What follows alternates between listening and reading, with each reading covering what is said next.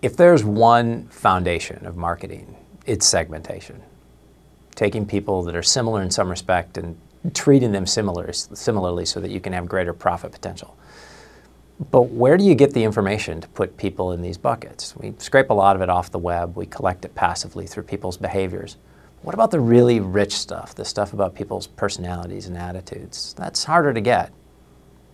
Our thought was if we could invite people to tell us how they would like to be segmented, on what basis they would like to be segmented, maybe they'd be willing to share some of that personal information so that we could do a better job segmenting them. People know they're being segmented. They know that their online behavior is being tracked, what they like on Facebook is being tracked, what they buy in stores is being tracked. So it kind of makes sense that in a world where people are very savvy and aware of how they're being marketed to, they might also have a pretty good idea of how they would want to be segmented. People do, in fact, have preferences over how they're going to be segmented. Not unlike they have preferences over Coke versus Pepsi or apple pie versus peach cobbler. Some people like being segmented based upon one basis and other people segmented based on another basis. So there's a lot of heterogeneity or variability across consumers in how they would like to be segmented. So we wanted to just identify whether people had preferences for how they wanted to be segmented. And in order to do this, we ran several online studies with hundreds and hundreds of participants.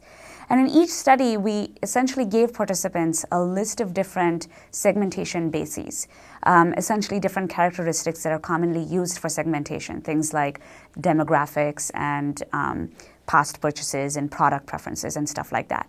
And for each basis, we asked them, can you tell us to what extent you would like to be segmented on this basis? And then we also asked them two sets of questions. One was, how accurate do you think this basis is? In other words, if you're going to be segmented on this basis and receive marketing promotional materials, how accurate do you think those would be? And then the next set of questions had to do with how willing they would be to share information related to that basis. So if you are going to be segmented on the basis of your demographics, how willing would you be to share your demographic information? And so we asked these two sets of questions for every one of those different segmentation bases. Maybe the most stunning thing that we discovered is that things that seem very normal to each one of us individually are things that people tend not to want to be segmented on. They don't want to be segmented on their connections, for example, and they also don't want to be segmented on their web search behavior.